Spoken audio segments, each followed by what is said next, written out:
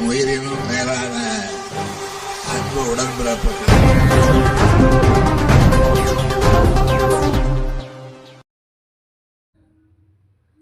படூர் ஊராட்சியில் தமிழக முதல்வர் மு.க.ஸ்டாலின் பிறந்தநாள் விழா பொதுக்கூட்டம். 5 லட்சம் மதிப்பில் நலத்திட்ட உதவிகளை அமைச்சர் அன்பரசன், தலைமை பேச்சாளர் நாஞ்சில் சம்பத் சிறப்புரை. செங்கல்பட்டு மாவட்டம் படூர் ஊராட்சியில் திமுக தலைவரும் தமிழக முதல்வருமான மு.க.ஸ்டாலின் 72வது பிறந்தநாளை தொடர்ந்து மாபெரும் பொதுக்கூட்டம் மற்றும் நலத்திட்ட உதவிகள் வழங்கும் நிகழ்ச்சி படூர் ஊராட்சி மன்ற தலைவர் KAS தாரா சுதாகர் ஏற்பாட்டில் திருப்போரூர் வடக்கு ஒன்றிய துணை செயலாளரும் ஒன்றியக்குழு பெருந்தலைவருமான SRL இதயவர்மன் தலைமையில் நடைபெற்றது.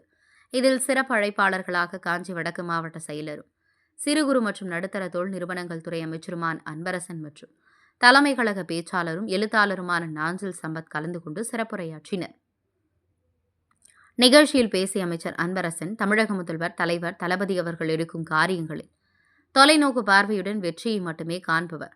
ஆதலால் தான் கடந்த முறை தேர்தலில் 39 தொகுதி நாடாளுமன்றத்தில் வெற்றி பெற்றோம். அதனைத் தொடர்ந்து சட்டமன்ற தேர்தல் அதிலும் வெற்றி பெற்று ஆட்சியை பிடித்தோம். அதனைத் தொடர்ந்து நாடாளுமன்ற தேர்தலில் 40க்கு 40 என்ற கணக்கில் வெற்றி பெற்றோம்.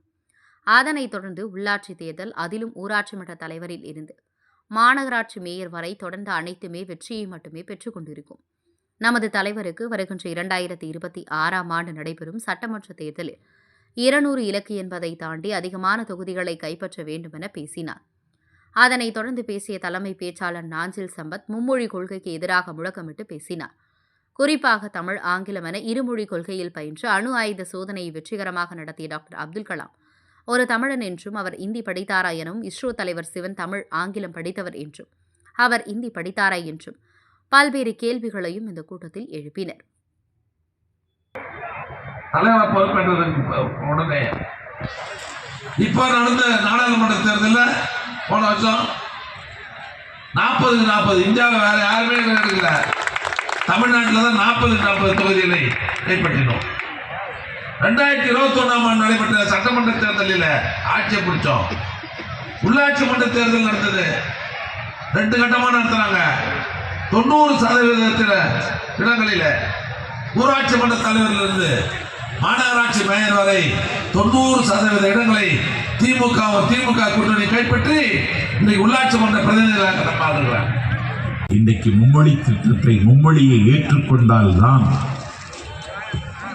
அரசு பள்ளிகளிலே மும்மொழியை ஏற்றுக்கொண்டால்தான், இந்திய இன்பத் தமிழ்நாட்டில் படித்தால்தான் 2252 கோடி 43 லட்சம் மாணவர்களுக்கு பயன்படுகிற நிதியை விடுவிக்க முடியும் என்று இன்றைக்கு அறிவிக்கிறார்கள். நான் இங்கே வருகை தந்திருக்கிற தாய்மார்களை கேட்கிறேன். மிகுந்த சிரமப்பட்டு சிலுவைப்பாடுகளுக்கு மத்தியில் பள்ளிக்கும் குழந்தைகளை அனுப்பி வைக்கின்ற என் பெற்றோர்களை கேட்கிறேன். சோறுகரை தேடுவதே வாழ்க்கையாகி போன்ற சபிக்கப்பட்ட வாழ்க்கையில் ஒரு 2 மொழி கற்று ஒரு பிள்ளையை பட்டதாரியாக்குவது எவ்வளவு சிலுவைப்பாடு என்பதை ஒரு பெற்றோர் என்ற முறையில் நாஞ்சில் சம்பத் அறிவேன். நீ 3 மொழி கற்றுக்கொள் என்று சொல்லுகிறாய். நான் கேட்கிறேன், நான் எதற்காக இந்தி மொழியை கற்றுக்கொள்ள வேண்டும்? இந்தி மொழியில் அப்படி என்ன இருக்கிறது? இந்தி மொழியை கற்றுக்கொண்டுதான் எங்களுடைய அறிவை விருத்தி செய்ய வேண்டும் என்று அதற்கு ஏதாவது தரவுகள் இருக்கிறதா? உனக்கு ஒரு படகோட்டி மகனாக பிறந்தவன் அப்துல் கலாம். ராஜஸ்தான் பாலைவனத்தில் பூமிக்கடியில் அணுவாயுத சோதனையை வெற்றிகரமாக நிறுவி அமெரிக்க ஏகாதிபத்தியத்தினுடைய கன்னத்தில் அறைந்து இந்தியா வல்லரசு என்ற வையகத்திற்கு சொன்னவன் அடல் பிகாரி வாஜ்பாய் இல்ல, எங்கள் அப்துல் கலாம் என்கிற தமிழன். அவன் இந்தி படித்தவனா? இஸ்ரோ விண்வெளி ஆய்வு மையத்தில் அதிசயங்களை அரங்கேற்றிய சிவன் பிள்ளை இந்தி படித்தவனா? நேற்றைக்கு வீரன் முத்துவேல் விழுப்புரத்தை சார்ந்தவன் விண்ணிலே அதிசயங்களை நிகழ்த்தினான். அகிலத்தின் கண்களை திறந்தான் தமிழன் வீரன் முத்துவேல். இந்தி படித்தவனா? நாராயணன் நாஞ்சில் நாட்டை சார்ந்தவன், இன்றைக்கு இஸ்ரோவின் தலைவர், அவன் இந்தி படித்தவனா?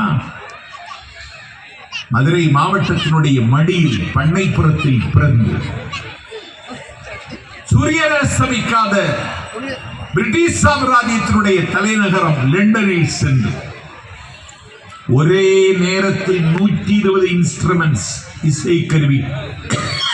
இசைக்கருவிகள் ஆயுதங்களாக ஒரு அவதாரம் எடுத்து எந்த பெரிய ஆபத்து வந்தாலும் தமிழ்நாட்டு மக்களை காப்பாற்றுகின்ற கட்சி திமுக தான் என்பதை நெஞ்சில் பதிய வைத்துக் கொண்டு இந்த கட்சி அடுத்த கட்ட 4 கால் பாய்ச்சலுக்கு தயாராகி வருகிற நேரத்தில் தன் நட்சத்திரங்கள் கண் சுமிட்டுகின்றன.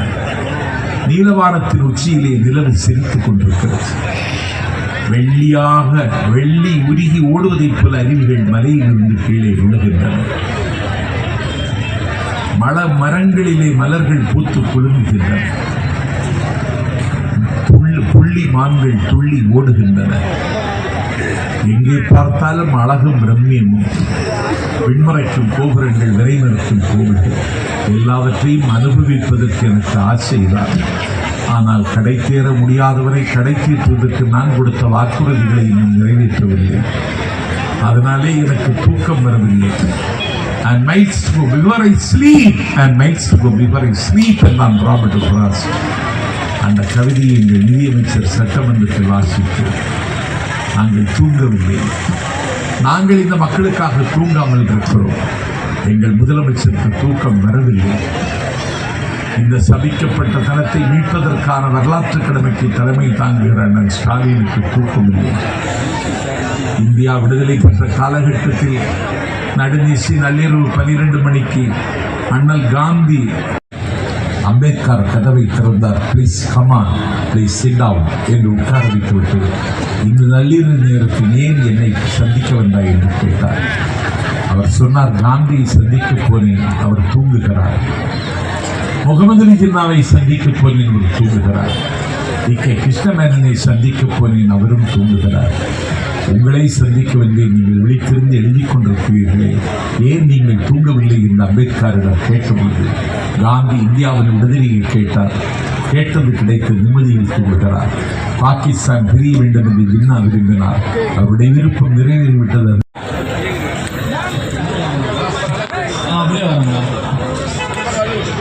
மாண்புமிகு தமிழ்நாடு முதலமைச்சர் திரு மு க ஸ்டாலின் அவர்களின் 72வது பிறந்த நாளை முன்னிட்டு திருப்போரூர் வடக்கு ஒன்றியம் சார்பாக நடைபெற்ற ஆன்லைன் பேச்சு போட்டியில் 600க்கும் மேற்பட்டோர் பங்கேற்றது. 8000 ரூபாய் கபில் பாண்டியன். இரண்டாம் பரிசு 8000 ரூபாய் கபில் பாண்டியன். மூன்றாம் பரிசு அர்ஷிகா.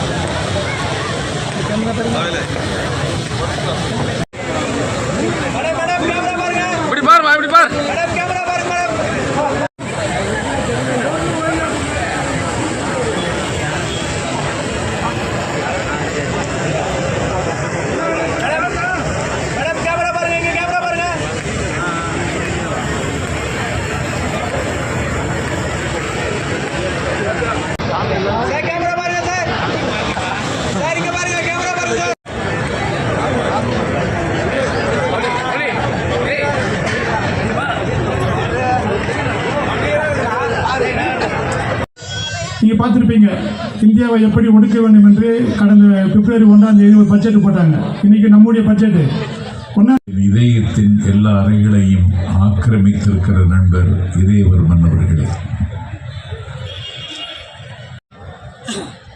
ஆரியர் தங்கை தாரா சுதாகர் அவர்களே, என் உயிரினும் மேலான அன்பு உடன்பிறப்புகள்,